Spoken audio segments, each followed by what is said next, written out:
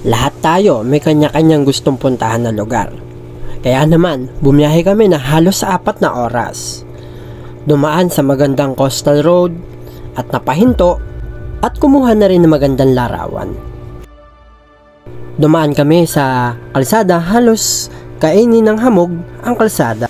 Napadpad kami sa magandang kalikasan. Tumambay, nagkwentuhan. Kung kasama ka dito, napakaganda ng view. Kaya panoorin mo na lang. Bago ang lahat, eto muna ang mga ganap dito. Nag-umpisa ang biyahe namin dito sa may C5 gasoline station. At dito na kami nag-antayan. Dahil 3 AM ang aming call time, ngunit anong oras na? 4 AM na. Halos nagmamadali ang bawat isa. Natingin ko magdudulot ito ng pagkahiwa-hiwalay namin sa pagbabiyahe. At sa pagmamadali nila, una pa lang nagkawatak-watak na. Kaya napansin ko na 2 na lang kami ni Pareng Don ang bumabiyahe. Kaya tinawagan ko ang bawat isa. Papasok na rin kami dito sa may Antipolo. Dumaan na rin kami ng bayan ng Morong, Rizal. At sinabihan ko sila na walang ibang mauna kundi ako lang. Sa part na to nagtanong si Eka kung gaano pa kalayo. Tinignan ko ang aking Google Map. Halos 2 oras pa ang aming travel time. At sa kasarapan ng aming pagbabiyahe, papasok na rin kami dito sa Pililla, Rizal. Makikita nyo dito ang naglalakihang windmill.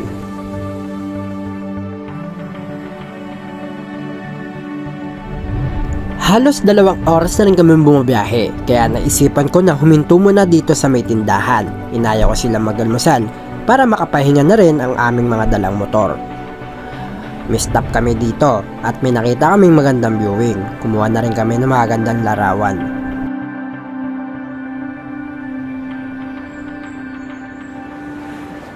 Ito, ayo.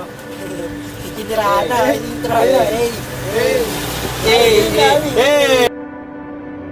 At pagkatapos namin mag-almusal at magpahinga, tuloy na kami sa pagbabiyahe.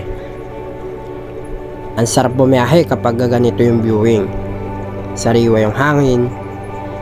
Napakaganda bumiyahe sa magandang kalikasan. Kaya naman, habang binabiyahe namin at tinatagos itong kabundukang ito,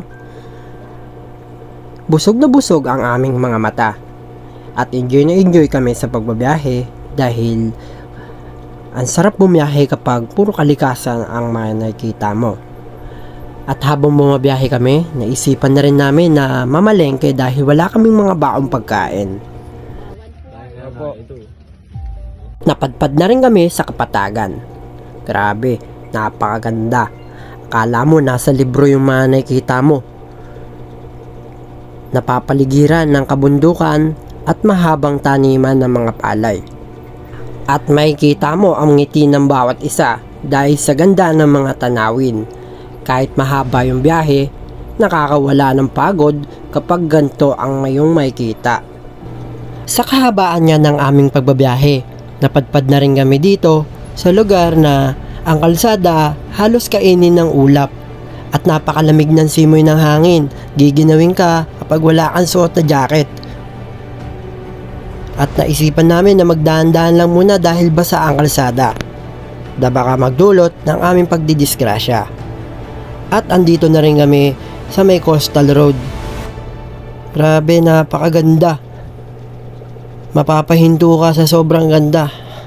Kaya naman habang binabaybay namin ito, halos mapahinto kami sa aming mga nakikita.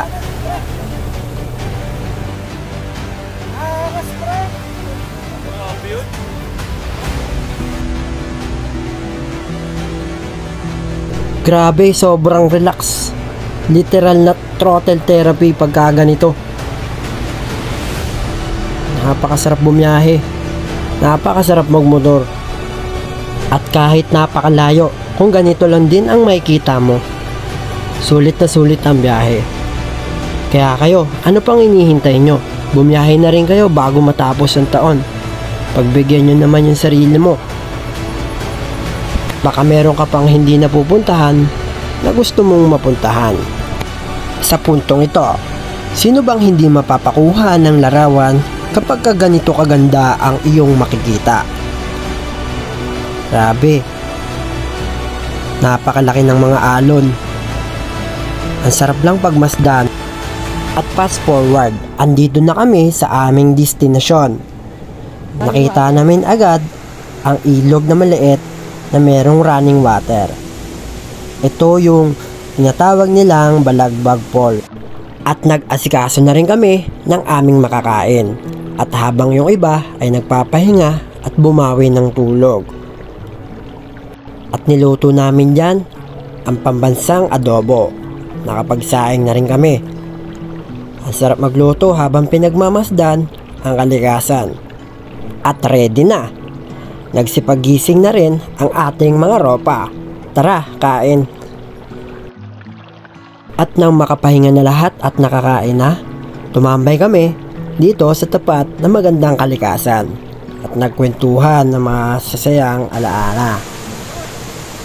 Ito ang mga ganap ng mga ropa. At habang nagpapahinga kami dito, kwentuhan, asaran, tawanan. Ganito lang ang buhay.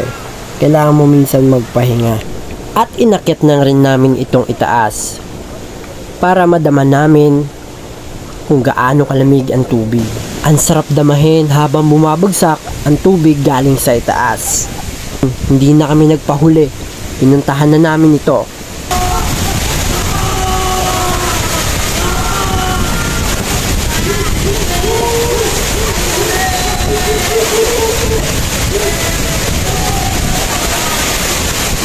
At hindi makukumpleto yan kapag hindi mo natalon itong halos 3 palapag ang taas. Grabe, pag andito ka halos nakakalula. Malalim din ba? Pre, malalim din ba? Oo, malalim yan. Malalim yan. Di ba nilangin mo kanina? Malalim yan. Pero mabuti. Hindi pwede talaga talunin yun, no? Wala, pre! At inunahan na nga yan ni Chimpoy.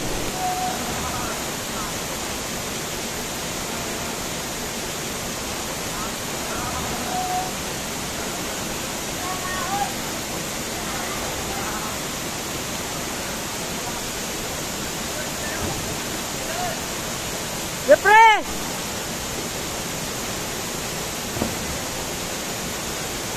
At pagkatapos namin maligo at nag-ihaw na rin kami ng aming makakain bago kami mag-uwian. At kanya-kanya nga asikaso para makakain na ang lahat. Tara, kain po ulit. Sulit ang biyahe namin sa isang araw. Kahit minsan lang kami magkasama-sama, napaka-solid kapag kasama ang mga ropa. O paano? Hanggang sa muli. Ingat!